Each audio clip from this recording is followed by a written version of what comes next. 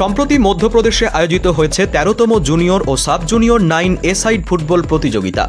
প্রতিযোগিতায় অনূর্ধ্ব ১৭ বিভাগে সেরা ফুটবলার নির্বাচিত হন দুর্গাপুর ফরিদপুর ব্লকের ইছাপুর পঞ্চায়েতের বাঁশগোড়া জঙ্গলপাড়া সুরজিৎ হেমব্রম।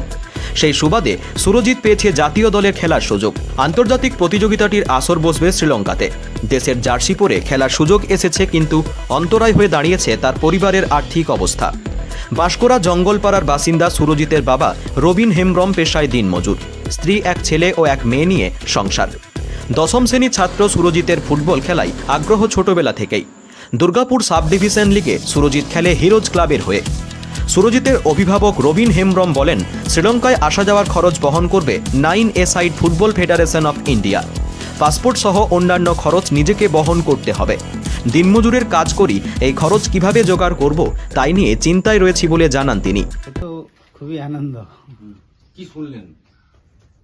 প্রথমে শুনলাম যে যখন মধ্যপ্রদেশে খেলতে গিয়েছিল, সেখান থেকে ছেলেটা ফোন করে জানায় যে আমার সিলেকশন হয়েছে বিদেশে যাবার। তো সেই খবরটা শুনে খুবই আনন্দিত আমরা পুরো পরিবার। খরচাটা ওইটা যেটা আমরা শুনলাম, যেটা ফেডারেশন ওরা খরচা দেবে আসা যাওয়া, আর বাকি যে খরচাগুলো ওইটা যেভাবে হোক ম্যানেজ করতে হবে আমাদের। সাহায্য করার প্রতিশ্রুতি দিয়েছে আপনাদেরকে?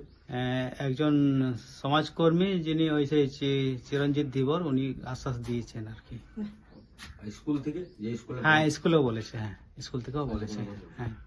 আপনি কি চান, ছেলে কি হলে খুশি হবেন? ছেলে তো একটু সফল ফুটবলার হলে খুবই খুশি হতাম। তার সাথে যদি কোনো সরকারি চাকরি পাই তাহলে খুবই ভালো।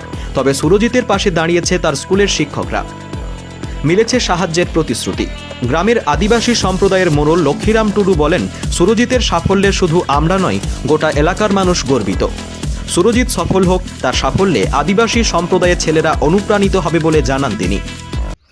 আমাদের গ্রাম বলতে আমাদের এই যে আছে আমাদের সুরজিৎ হেমব্রম, উনি এখন বিদেশে খেলার চান্স পেয়েছে। আমাদের আদিবাসী সম্প্রদায়ের মানে এই এলাকাতে কেউ এখনো অবধি সেরকম যায়নি। তবে এমনিতে ওদের পরিস্থিতি খুবই খারাপ। যদি সহযোগিতা দেয় এবং সরকার থেকে যদি কিছু সহযোগিতা পাওয়া যায় তাহলে খুব ভালো হবে।